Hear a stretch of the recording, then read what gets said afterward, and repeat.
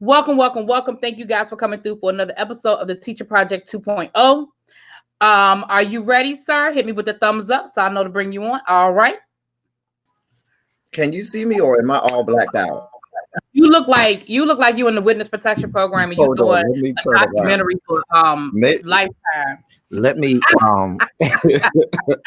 That's better. all right. Now that's there you go. That's better. you can see me. We can't see nothing. Look like you in the witness protection program. The muted voice and stuff like that. Okay, right. I was ready for R. Kelly, the like gurgly voice. Documentary. Good morning, good afternoon, and good morning, people. Good morning, good evening, good afternoon. Hello, everyone. Whew, boy, well, we're going to slow things down a little bit over here. It's been an interesting 24 hours, but we're going to slow it down over here, and we are going to talk some education. Right. This is going to be our first installment of our special education series. We told you guys we would bring it to you in March. We were going to start a 5-point series. A 5-part. Lord, I said 5-point. Is it 5 parts? Did we say 5 parts? God. Well, I thought we said 5 parts. We might have. I don't know. Well, I have. Okay, we'll talk. Okay. But it's going to be a couple of episodes. How about that? It'll be some. It'll be some episodes. A few. Oh, you know what? I didn't. Oh, that's my fault. I meant to put the hashtags in. I forgot to put my hashtags, sped, and all that good stuff. My bad, y'all. But it's all good. The people who rock gonna rock. The people who hear, and we'll figure it out on the back end. So, would you like to say some words, Dr. L. Teddy, before we get started, sir? No, we can go ahead and dive right in. You know, we only give the people a good hour. Yeah, we're gonna give y'all a good hour. Okay, so we are here to talk about special education, and again, we're doing it in parts because there's no way that we could tackle this in an hour. It wouldn't be fair to anybody involved. So today we want to just talk a little bit about how we got here, the history. What is when you hear the word when you hear the acronym IDEA, what does that mean? What does it mean for your child in school? What does it mean for you? So again, we're just going to start off with a little bit of a brief overview, and I included some links in the description box so you guys can go and read up on more information. And of course, just like with anything, Google University, if you drop in and let me say this, it'll pop up. I didn't mean to cut you off, but let me say this about Google University, because as an educator, I don't want to be negligent in having you go and enroll at Google University. Please, because I teach this to students in the classroom, please, when you are going and enrolling at Google University, make sure that you are vetting the sources that you are using, even if it sounds like a credible website, because this may be something that we can do in subsequent episodes, but there's even ways to check to make sure that website, just because I'll give you an example that I use in class. There's a website called martinlutherking.org that is funded, paid for by an Aryan Nation group and organization, and all of the rhetoric in there is, bigoted and racist. You know what I'm saying? So I'm just using that as a quick example. But when you are going to Google University, check multiple sources and make sure that you vet. Or even I know, and I think this website is down now, but I know at one time if you typed in whitehouse.com, it was a foreign site versus whitehouse.gov. So like if you want to go to the Department of Education's website to pull up any topic that we speak on, make sure you're putting in .gov, because .com is not the same domain. So you're right. I want people to be very clear in what you're vetting, but that's in all things. When that's how we get into this fake news, honey. I need you to vet all things.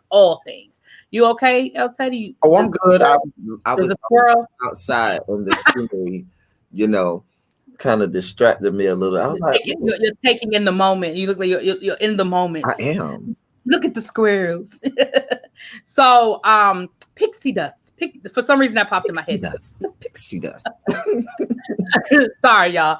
So, if you go back to, so let me just start here. I'm not going to go all the way back to the beginning of the world when we start talking about students in special education. But let's just suffice it to say, until the 1970s, special education students or students with any types of disability pretty much had no rights, and parents had no recourse. There were things written in legislation here or there. You could even go back to Brown versus Board of Education. Students with special needs is mentioned in that decision, but clearly that's not anything that people paid attention to. We know what we paid attention to in Board, Brown versus Board.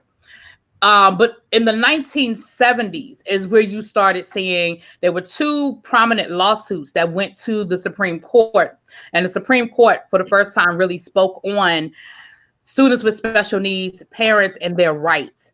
And that is where you started seeing legislation being written up under the Ford administration, which is sort of the first incarnation of what we now know as IDEA, which is the Individuals Disability Education Act. Lord have mercy. Mouthful. Okay. So that's where it sort of started. Prior to that, if your child had a disability, they could be denied education. They could be put into a basement. We hear those types of stories all the time where kids are put in rooms or put into basements or mistreated. Kids could be just expelled from school, suspended, and the parents had little or no recourse. There were no state-funded special schools that were mandated. I'm not going to say they didn't exist, but they were not mandated by the federal government at that time. El Teddy, I'm going to stop talking if you want to jump in. No, but what we will say is when we talk about things that predated IDEA and special education, mainly what it was is you were talking about physical handicaps and impairment. And if it was mental handicap, it was the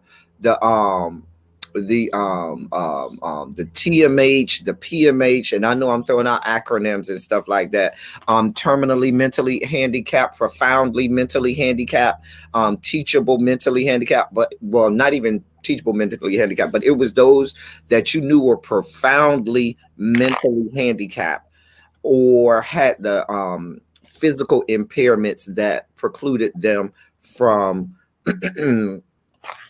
being able to function in a regular classroom. IDEA came in, and that's where the whole gamut and spectrum of all of the varying levels of autism spectrum and all of the varying levels of special education started to come in. And we'll get more into IDEA in a second, but I just wanted to let you know what special education looked like prior to the IDEA.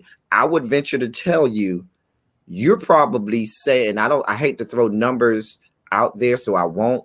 The vast majority of the students now that are considered special education prior to IDEA would not have been considered special education.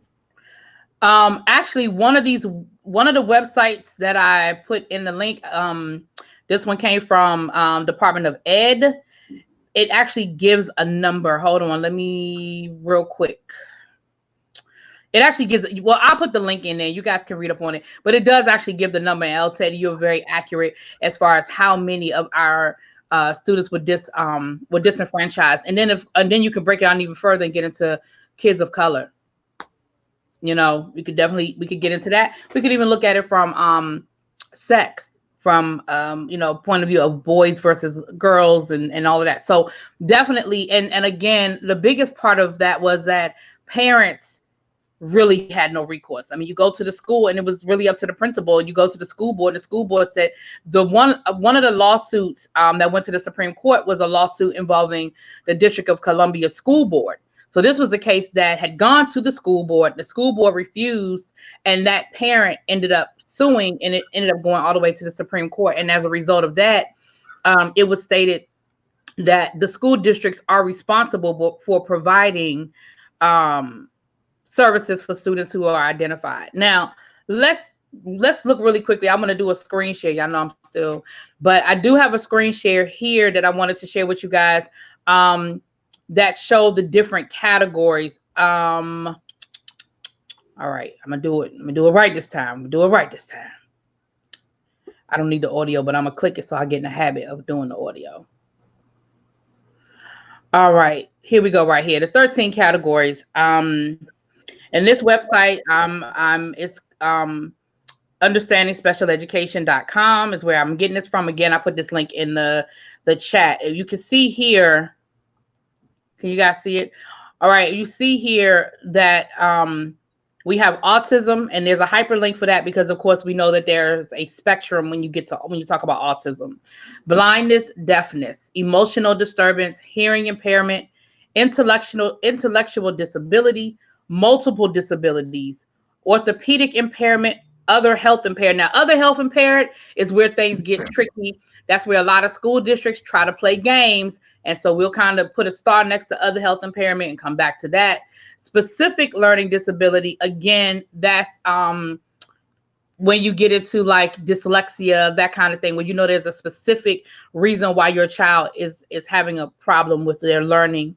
Speech or language impairment, traumatic brain injury, and visual impairment. Now, not all of these categories would necessarily garner an IEP, nor is special education a lifetime situation. There are times when students have an IEP for a temporary period of time, and then they are able to move forward, get back on grade level, and be back where they need to be. And the IEP is either reduced or taken away altogether. So when you look at those, also jump in and say that special education, I don't want people equate IEP with special education. IEP is simply one of the forms that is used in part of the special education program. People neglect the fact that gifted and talented is also a subsection or sub-segment of the population of special education. So people, the lion's share of the focus is on the lower end, where there is a disability with learning, but there's also the upper end where gifted and talented also fall within the scope of special education, and they don't get IEPs, they get EPs. IEP stands for Individualized Education Plan. EP stands for Education Plan. And I'm sure we'll have a whole show talking about the IEP itself, and that whole, we'll bring Discovering Des on. Right. Okay. Right. And what I want to try to do is, when we use these acronyms, try to let you guys know. So IEP means Individual Education Plan. And by law, a student who has identified as having a special needs and meets the criteria, because there is a criteria. You can't just walk into the school and say, my child got, ADHD, and they automatically get an IEP. There is a criteria, there is a process, and we'll get into that as well. But that at the end of that process, what is produced is an individual education plan. It highlights your child's disabilities. It highlights what accommodations, based on testing, based on conversations with with teachers, based on data. Somebody asked if we could go over something again. I'm not sure what it is. What is Starbell? What do you need us to go over again? Because we really just sort of getting started. What you want me to repeat, babe? Just let me know. Because again, we're just getting started, so you didn't miss a lot. We just talked about a brief history. Yeah, a little brief history. And just to sum up the brief history, prior to the mid-1970s, there was no official legislation in place that specifically gave rights to students with disabilities on a federal level. There may have been some state-by-state things, but on a federal level. And in most cases, states did not have it either, even down to the municipality level or the school district level. Wow. Prior to and when you talk about education, prior to, in most places, the late 80s, most school districts, even though you had a school board, that individual school was autonomous. That principal had a lot of leeway to enact whatever curriculums they wanted to, whatever texts they wanted to. In a lot of areas, that was the case. And so you needed municipalities, school districts, state governments, and the federal governments to enact certain things. Otherwise, a parent had no recourse. You were subject to whatever your local school was. You were subject to whatever services they offered. Okay. Starbell wanted you to repeat that part about gifted and talented students. Oh, okay. What I was saying is many people are not aware that gifted and talented is also a subgroup within special education. Most people, when they think special education, they only think of the part where there's a disability. But gifted and talented is also a segment of the population, because they honestly, the instruction and the way you engage with them and their level of instruction is not like the normal level of instruction. There are different things that you do have to do with the gifted and talented to reach them and to make sure that they're achieving their optimal goals. So, and they have their own documents and paperwork that you do. Now I can go over the EP because I did a lot of those when I was a coordinator for gifted and talented. So, but yeah, you that's what I was saying. So just if your child is gifted and or talent in the gifted population at your school, technically they are a part of special education. Yeah, and what we'll do is we'll break down when we break down IEPs. We'll add, that'll be part of the agenda that we'll get into those as well. And I do think that it would be helpful for us to invite Discovering Des and or someone else who has written IEPs extensively to just kind of go over that. Now, so under the Clinton administration, IDEA was revised, and what's the word I'm looking for? It was revised, and it was really, that was like they took that old law from 1970, and it was called, I think, EHA or something like that. Yeah.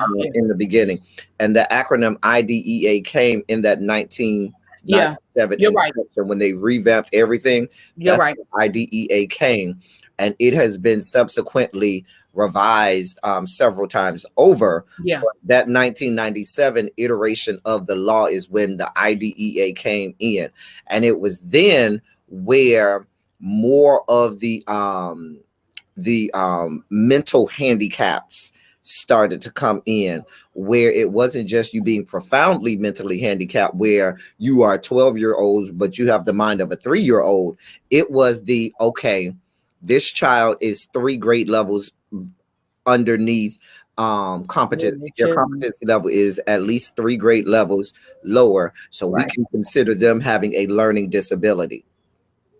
And so I'm just talking about the technicalities right now, because there's a lot of opinions about that. There's a lot of varying hotbed opinions about all of that and how that came in. But we're really just trying to focus on educating you on the technicalities of what these things are. Right. And quintessential, I see you. Give me a second, babe. And the other, so we know if you follow politics per se, you know that under the Clinton administration, he made a lot of adjustments, additions, subtractions to mental health laws and federal guidelines for mental health. That's where you see a lot of when you hear people that deal with, maybe, I know in my case, family members with mental health, he meant for it to be a good thing, but it wasn't always in some cases. And you see the 48-hour holds, and there are a lot of things that changed with mental health during his administration. And again, like El Teddy said, that's one of them. The other thing that we start seeing, and El Teddy, correct me, it was because IDEA was once again revisited under No Child Left Behind. And I want to say it was under the Bush administration. I want to say that this was under the Bush administration, but correct me if I'm wrong, where you started seeing more and more of the least restrictive environment. Yes. Of it. Okay. And, I would venture to say what you want, but the president most responsible for the biggest, most sweeping reforms in education that I can think of, that I can remember in my learning, is probably Bush. It was. Whether you like No Child Left Behind or not, it was. When Bush in there, No Child Left Behind changed the entire education. It changed everything. There were so many. That's when there was more accountability with the state assessments. That's when you started to have more parents that knew, okay, if my child is considered special ed, I can get an SSI check. or is it SSA? I think it's SSI. I can get an SSI check from, the government. That's where, um, more laws came in about the IEPs itself. And there were sweeping and the timelines. education. And I know, so when we say least restrictive environment, I want to make sure you guys understand what I'm talking about. That is when you started seeing a whole lot of those self-contained classrooms being shut down, because once again, you could not use special ed as a place to just put kids you didn't want to deal with. You put them in a room at the end of the hallway where nobody's going to see them and let them sit there because they have an IEP. No, it had to be connected. The time that they spent outside of the classroom had to be directly connected to their IEP, and it had to be needed. If an accommodation could be given within the classroom, then they were not to be pulled out. And they certainly were not to be pulled out for classes such as gym or electives. That just wasn't. And so you started seeing less and less kids in self-contained classrooms and more push in. And that was like El Teddy was saying, that was you started seeing that shift a lot under the Bush administration. Quintessential two, let me get your two questions. Your first question said, is there a percentage max of students on a population at a school? Is that what you're asking? Like if a school has a population of 2,000, is there a quota that the school cannot surpass? Is that your question? Because if that's your question, then the answer is no. To answer your second question, it does contain behavioral issues. I know one of the acronyms, and I think they changed the acronym, but I know one of them used to be EBD, which is emotional behavioral disturbed. And that addressed students who they might be on grade level. They may not have a necessary learning disability cognitively, but emotionally and behaviorally, they could not, they had to be taught differently because maybe they could not sit in a normal classroom without acting out or without having, a behavior issue. And so that began to be a hotbed issue because a lot of students who schools couldn't deal with started to be labeled as that. And that being in that group did allow them to be out of the regular classroom and in a self-contained classroom. So that began to be a, dumping ground. That began to be a catch-all for a lot of bad, quote unquote, bad students this color. Yeah. Yeah. And again, we're talking about is the behavior a part of the disability? So for example, if a student has been identified as on the spectrum of autism, and part of it, maybe they are autistic. I mean, I just said that. Maybe part of they can't be touched, right? And let's say somebody came up to that student and hugged them not knowing, and the student acted out. It's not so much that the behavior, it's that the behavior was a result of the disability, if that makes any sense. Mm-hmm. And so it's not so much, oh, they're bad, they special ed. It could be, well, they can't sit still because it's part of their disability, their ADHD, and that doesn't allow them to sit in a classroom that lasts for an hour and 90 minutes or an hour and 70 minutes, whatever it is. They can't do it. They need to get up. And so there has to be an accommodation for that. And if that accommodation isn't met, then if there's an acting out, then again, it's not the behavior, it's the disability, and the behavior is a result of the disability. But currently, when we start to look at IDEA and impacts currently, just to give you an inside the education world look that you may not know, every student labeled as special ed gets extra money from your local, state, and federal government. And so what that means is there are some schools that play that game. They will have a whole wing of the building to garner as many students.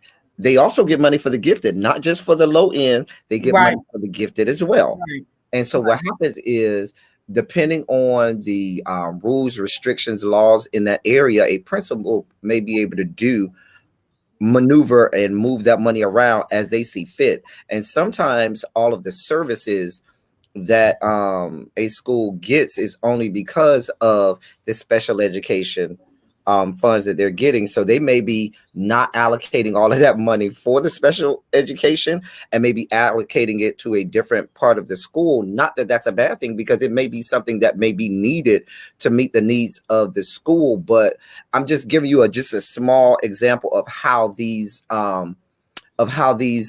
things work and how they can be manipulated within the system. Other impacts is depending on your population in the school, and depending on your state, it may impact the school grade level. They may say, well, based on the fact that your population is this much special ed, that will mitigate and maybe move the numbers in terms of school grade and school accountability and things like that. If the other impact is there a school in your area that has the ability, the faculty to meet the needs of your particular child? How do you handle that? Is there transportation for them? All of those things that go into it, because you got to remember, prior to these laws, even when IDEA first came out, there were a lot of things that were not addressed as much as they should have been. Something as simple as transportation, because if I have a child with that may not be wheelchair bound, but you have some children that have to be strapped down in order to ride in a car. You have some kids that have to be, have to sit next to an adult who has to literally hold them. You're talking about your helmet students and things like that. And I know I'm going on. The other thing that I just had a thought, it just escaped my mind, so I'm gonna let you go. Well, when you I remember. I was gonna say, just cut me off when you get there. I remember now, and we probably at some point will discuss this more extensively. The other thing that you have to understand about special needs, especially when you get to the one that you talked about, quintessential, which is the emotional side of it, where there isn't a physical ailment, but there may be more of a mental. That opens up the other Pandora's box about when there is an incident, who and how that incident is contained, who can and how can they get control of the situation, because in most states you have to be trained on how to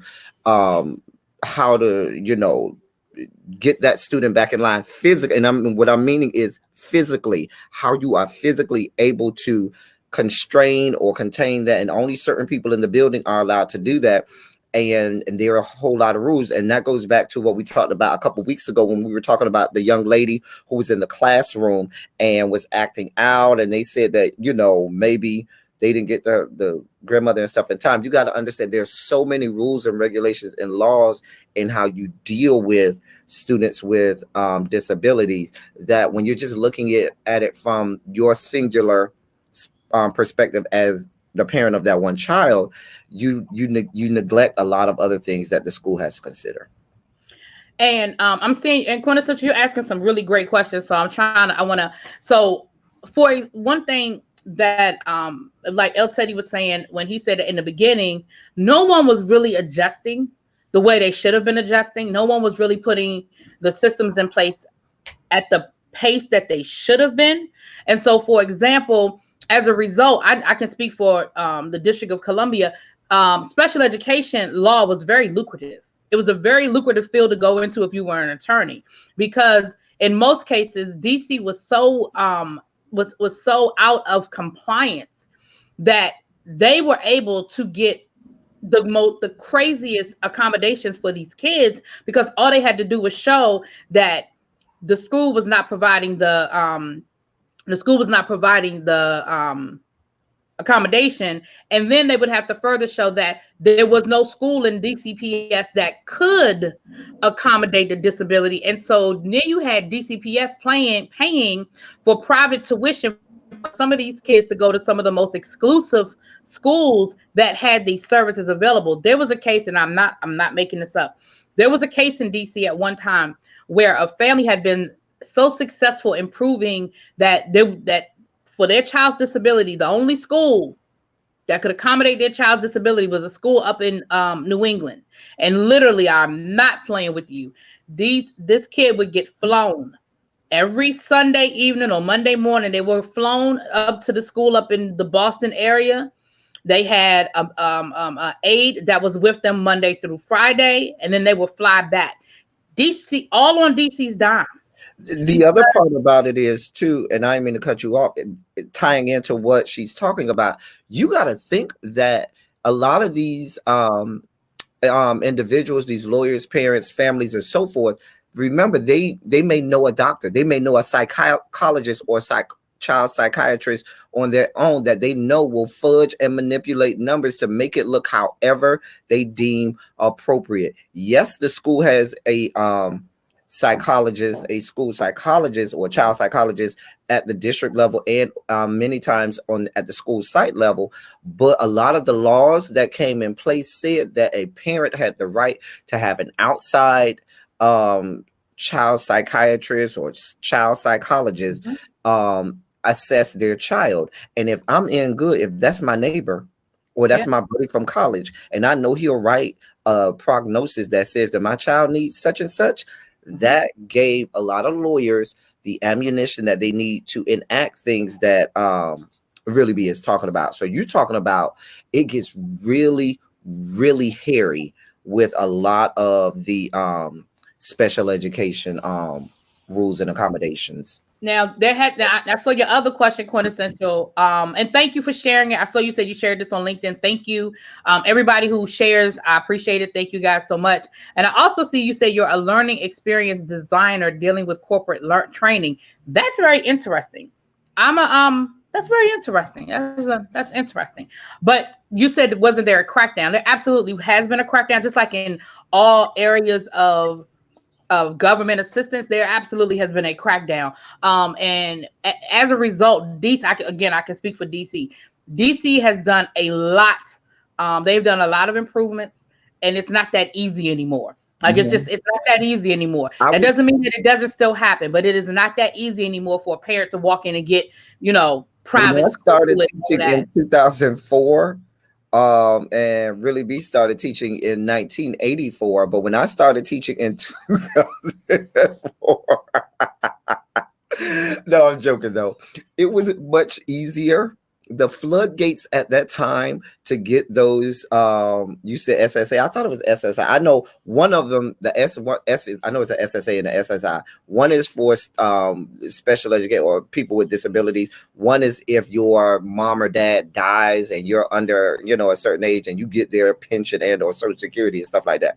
Anyway, the floodgates were open. Like a lot of Black families, single mothers, not just single mothers, but Black families, period. Because I don't want to, just single out single mothers, but a lot of Black families, period, were being told, oh, if your child got suspended once or twice, then you can have them evaluate your child and you can get a check for them. And that check gonna come, and it's going to be, and it was extremely hard to get them taken out of the special education program at that time as well. So you had things like, I had one of the family, I'm not going to mention their last name, we'll call them family blank blank. Family blank blank, that mom had 10 children, 10. Every single one of her children were labeled special education.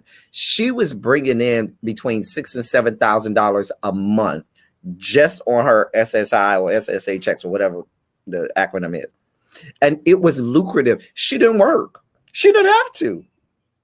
She did not work. And so what would happen is it became business for people to, and then the poor child sometimes ended up getting labeled under this special education and may not have had to be labeled, because I taught 4 of those children, and there was 3 of the 4 that I remember when I had to fill out the paperwork for them to continue to get these government assistance. I said, this child is capable of fully functioning as any normal student and should not be a part of this program. And that mama came out there and was ready to fight me.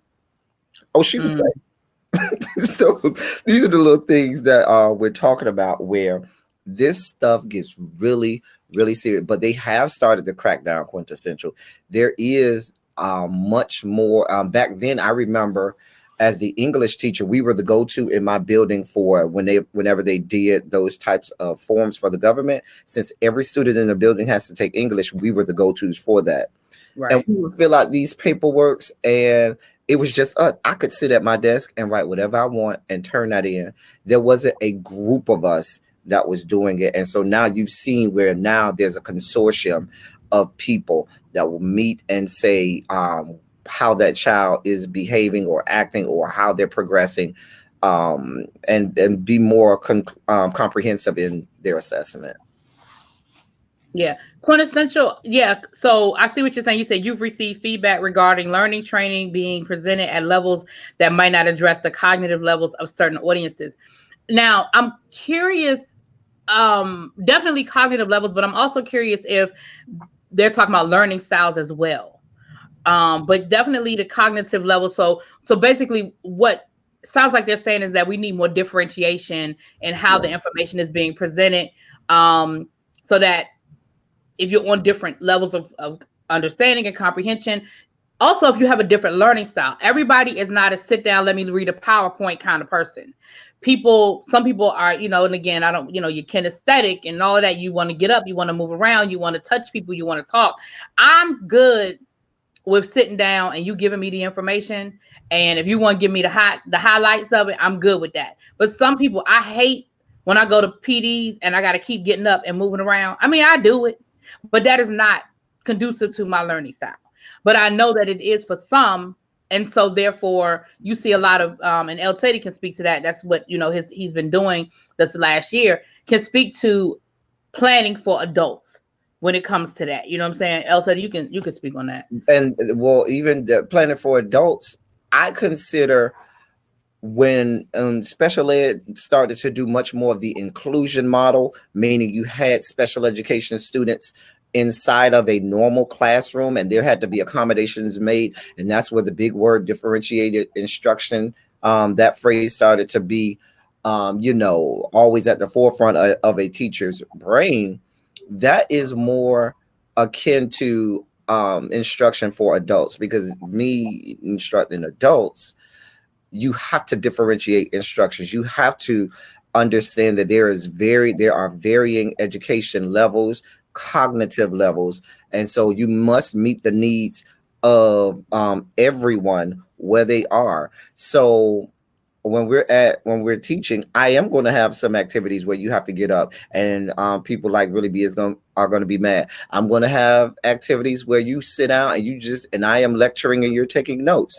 I'm going to have activities where I may use manipulatives. I'm going to have activities where you're just hearing something and I'm just letting you take it in, and different, all of the different ways. But certainly, especially in education, it becomes difficult as an instructor when you have a room filled with 35 students. Okay, let's say I got a room filled with 35 students, and if this is an inclusion model, what I have to cope with, I might be teaching 10th grade, but I have to meet the needs of every one of those 30. I'm supposed to, I should say, meet the needs of each one of those 35 students who all may learn differently. And that is only if all of them are at grade level.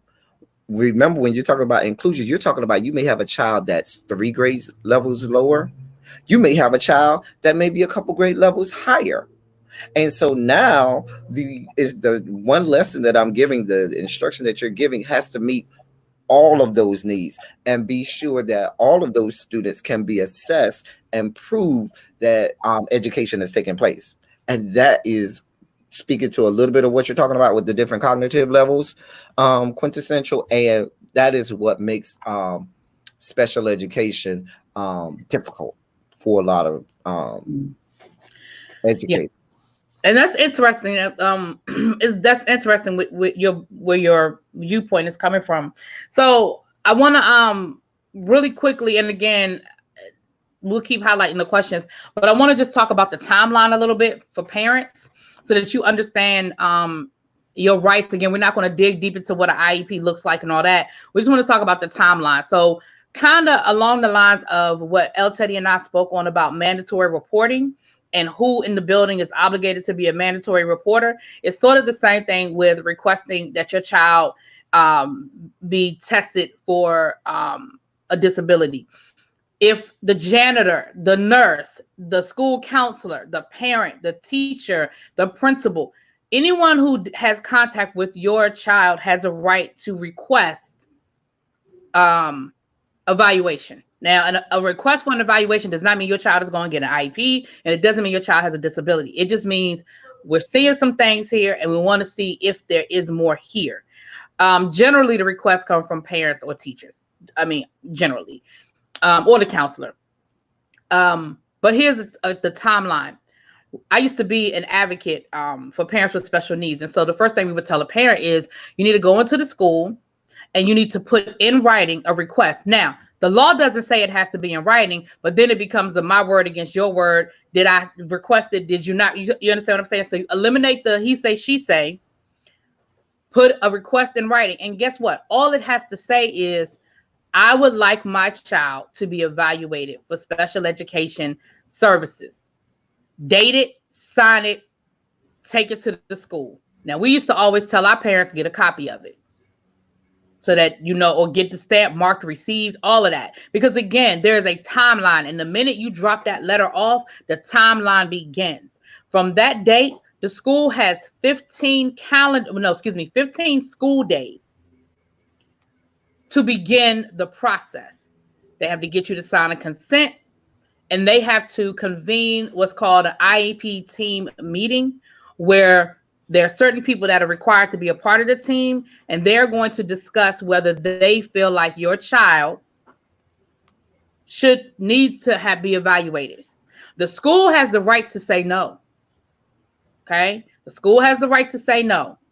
And generally what the school, I know in DC, what the school would do was there's another layer there that they would try before they evaluate your child. And it was called the SST team. I don't know if it was called the same thing down in Miami, El Teddy, but the SST was the student support team. And basically that was just another layer that they put in place. They say, well, let's try this first before we test the child. Because let's be clear, the school doesn't want to do it. Let me just go and be clear. The school doesn't want to do it. In my experience, I don't want to speak for every school in the world, but in my experience, the school does not want to do it. So they have 15 days.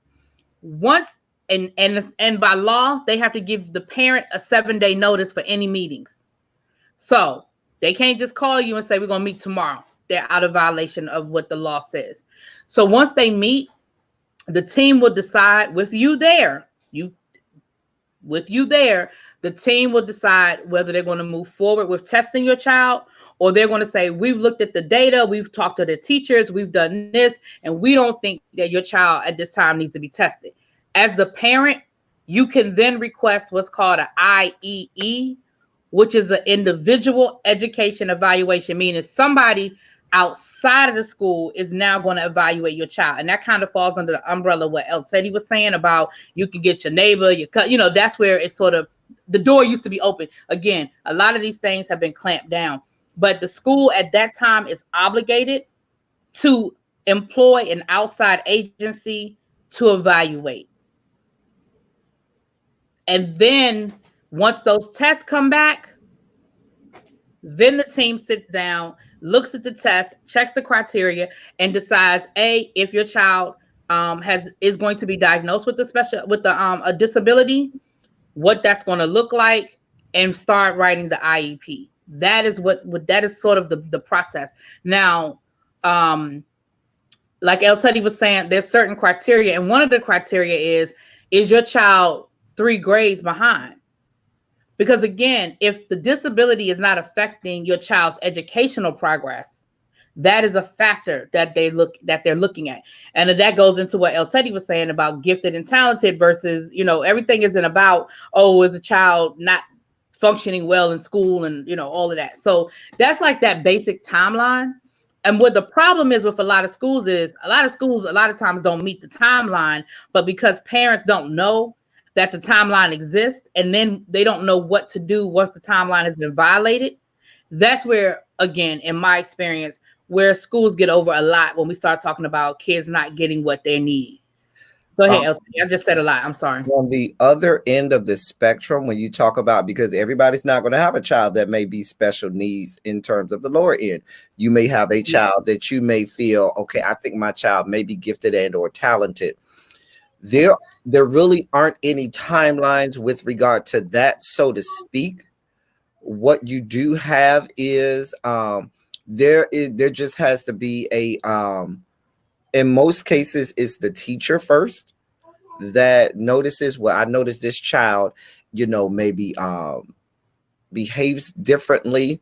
Maybe this child gets bored easily. They may finish their work faster, or there are a lot of different parameters that and a teacher can have for deeming that a child may need to be tested.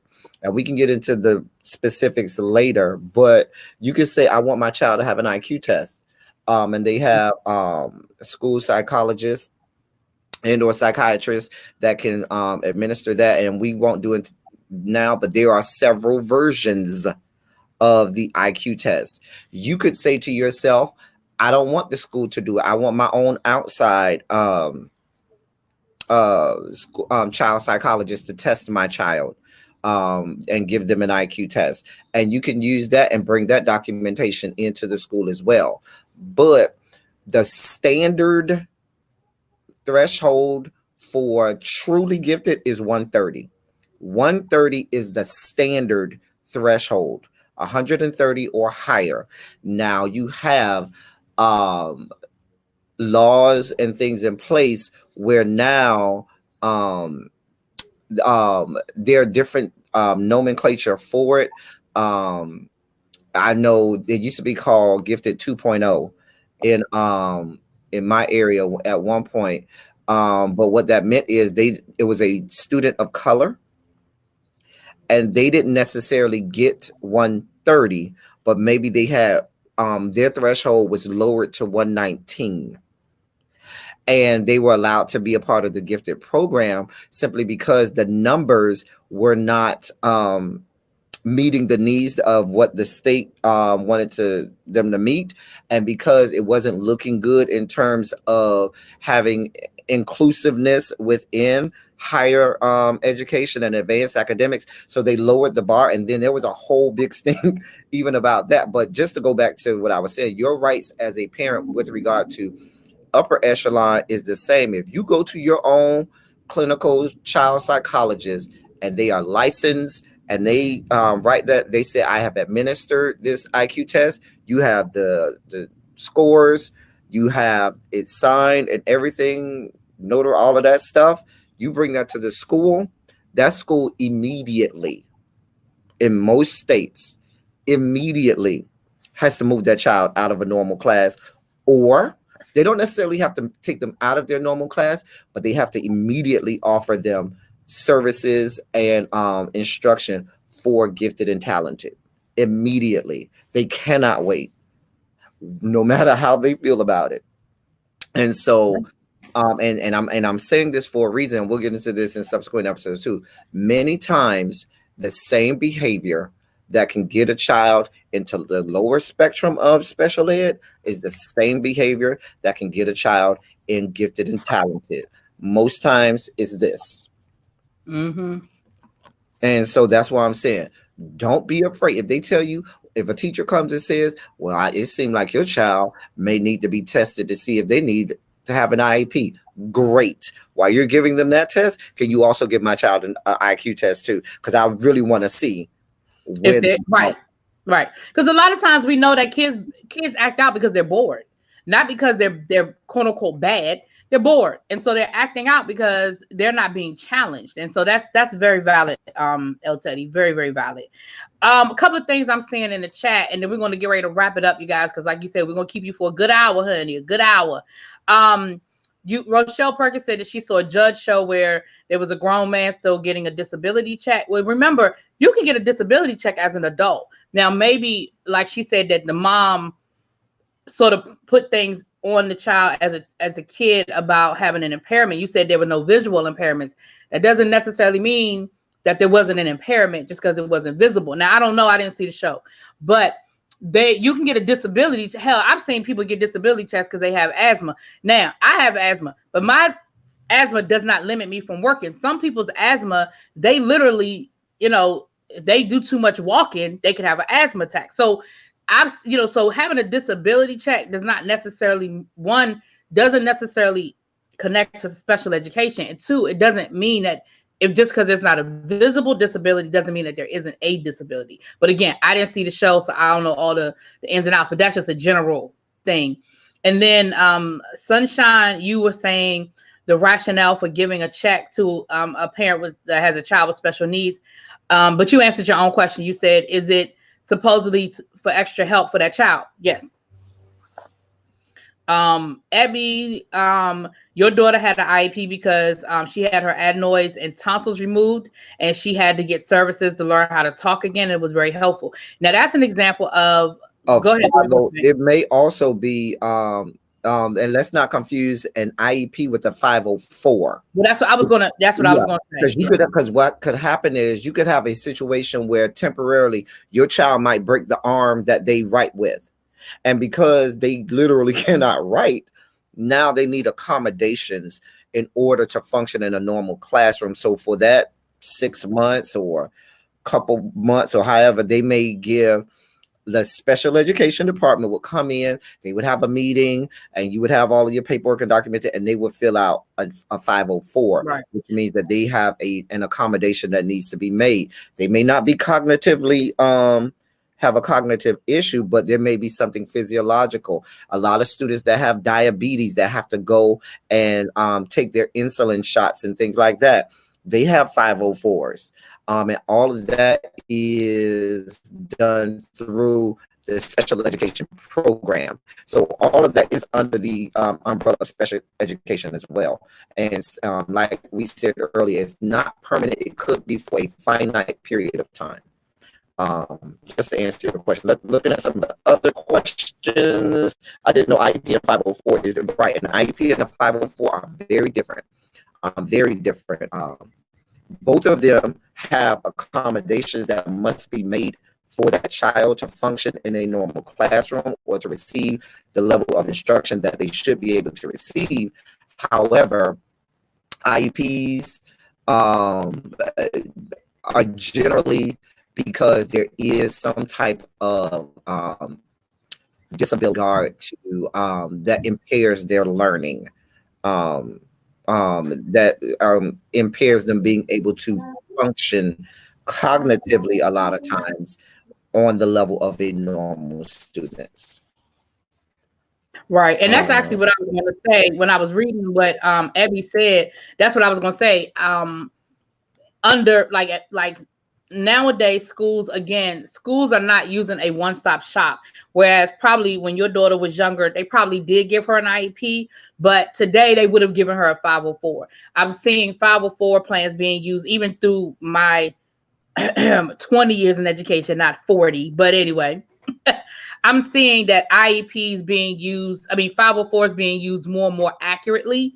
And that to me was more of a 504 situation, not so much an IEP situation. But I've seen IEPs where, again, it's not for a long term, it's for a specific situation. So again, and yeah, that's a distinction. So yeah, Sunshine, you're right. You heard parents say my child gets a crazy check like it's a good thing. But let's be clear. And again, I want to be politically correct when I say this. We know that there are parents who their cognitive ability, you know what I'm saying, or take advantage of the system, or find loopholes and use it. Like El Teddy used the example of the family that he had an experience with. I've had the same situation where you have a parent and all their kids are special ed and all of them are getting checks.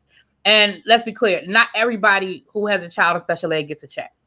It's right. It's not automatic. So again, there's a process there as well. I think also in high school, yeah, they can be. Again, schools are very reluctant to do it the older a child gets. But yes, again, go back to the timeline. A school does not have a right to say no without any data, without anything. Your child could be an 11th grader and you say, hey, I think my child needs some help. Again, follow that timeline. You go into But the school. the dangerous part about when you get to high school is a lot of times a parent may think that the school is not trying to help them. But sometimes what you have to think about is um, graduation. And now you get into alternative diplomas. Now, because when you get into high school and you start to say, okay, I want to do an initial IEP, and my child is in 10th or 11th grade, it's not so easy to exit that quickly. Not that it's impossible, but in a lot of districts, the standards or benchmarks that have to be met are difficult. And what ends up happening is that child may end up graduating without a standard high school diploma, and that's another side that parent may not have considered when they initially tried to get that child into the special education program, because you can't come up to the school March, like right now. If your child is a senior, you're not going up to the school right now and say, oh, I want my child exited from the special education program because I don't want them to get a special diploma. Because what you have to consider is, do they have the credits now to meet the requirements for a normal diploma? There are so many things. Have they taken all of the assessments that it takes to meet the needs, the requirements for a normal high school diploma? So there are so many moving parts that even is outside of the special education arena that goes into things like graduation and high school diploma. And so that's another aspect that I wanted to interject in there that people don't consider when they're making these decisions. Right. So we have 3 questions that I want to address, and then we're going to go ahead and close it out. What I'm going to do is put the email back up again, the ticker, so that if you guys think of more questions, or we didn't quite cover something, or you didn't understand something, or you're watching this on the playback, please feel free to email us. And because again, we're going to do this as a series. So if we don't get to your question today, we'll address it later or the next time. And again, like we got a question about 504. I think we just addressed it. We got an email about 504. And again, we can dig deeper into that. So the first question I wanted to address was Sunshine said, does this fall in for higher education? The answer is yes.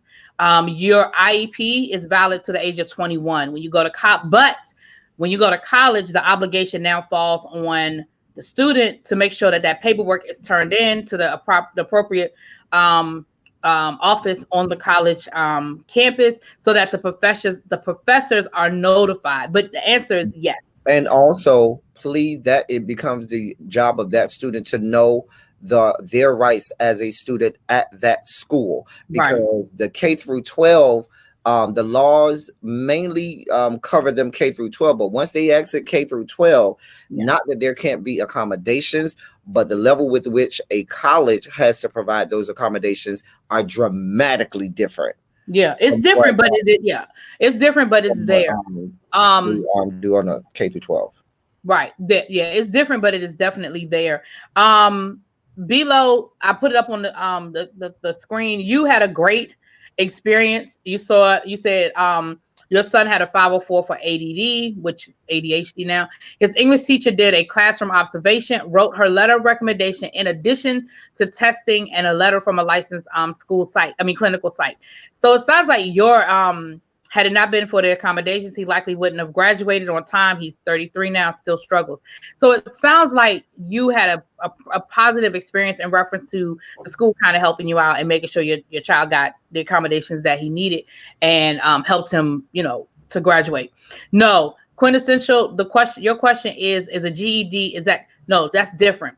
A GED is a standard high school diploma. Right. It's a standard high school diploma. You took a test that was equivalent to the 4 years of college. For high school, and you passed the test with whatever the school. The mandated score is for your state, and you now have the equivalent of a high school diploma. A certificate, which is what El Teddy was talking about, that basically means you went to school for 12 years. Like it doesn't. And a lot of those students that get those end up having to try to get a GED after graduating high school, because colleges are going to say it's nothing I can do for you if you try to roll up in there. Yeah, And because you then can graduate from high school.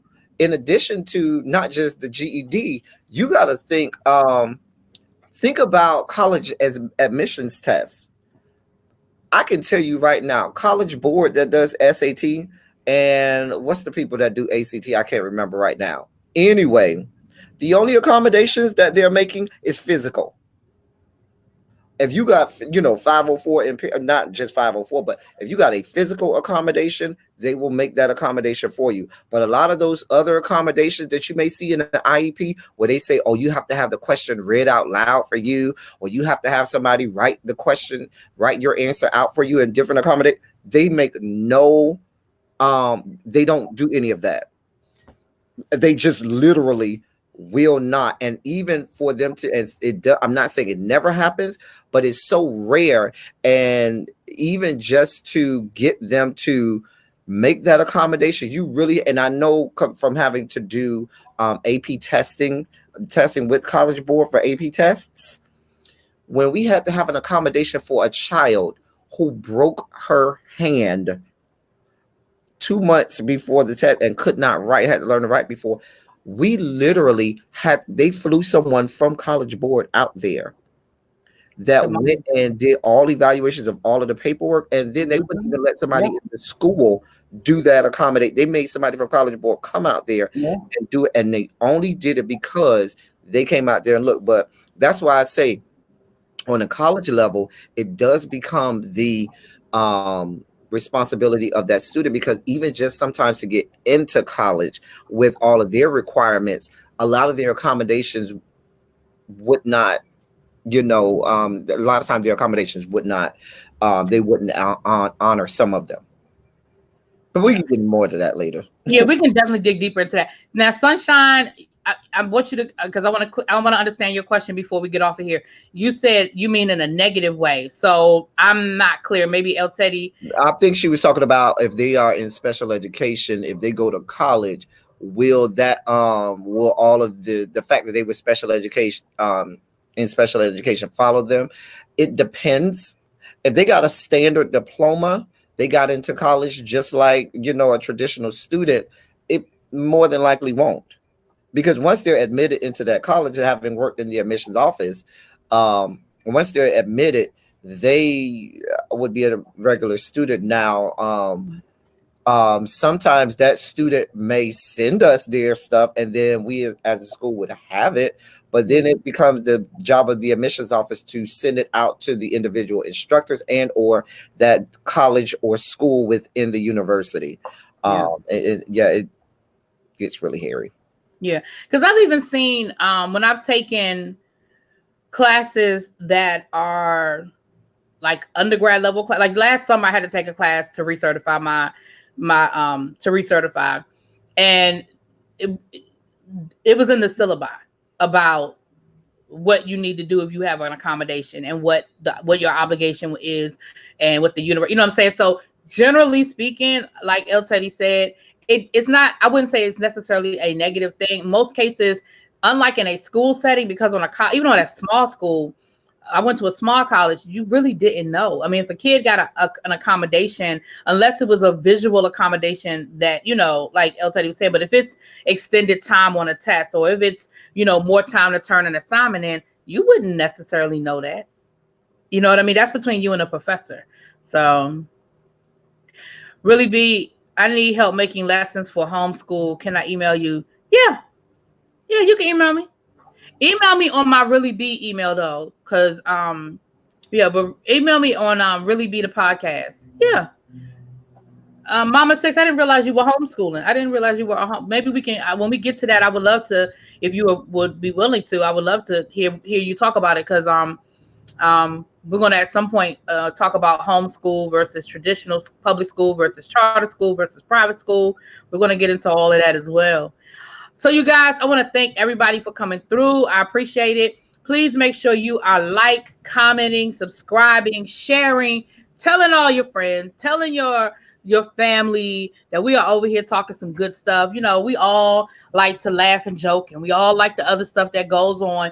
But Thank you guys for coming through. Thank you for your questions and participating. It was a great live. We're going to continue to talk. El Teddy, you want to close this out, sir? Wow, I felt like you were telling me to do a benediction, like I had to pray or something. Go on and send us home, El Teddy. Go on, the Lord watch between me and thee. No, if you and Mama suggests to help you out. If y'all have any questions, please email us. Really, BTV knows that we have a just so much information.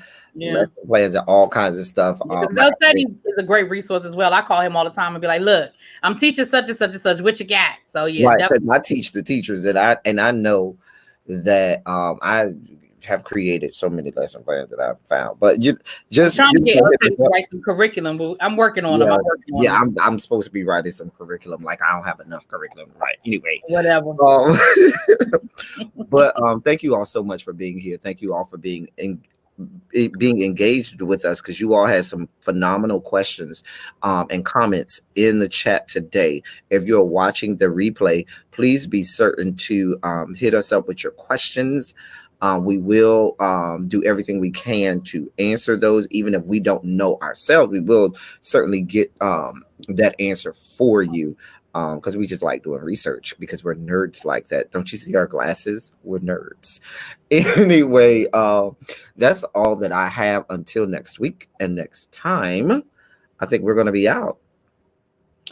And with that being said, peace.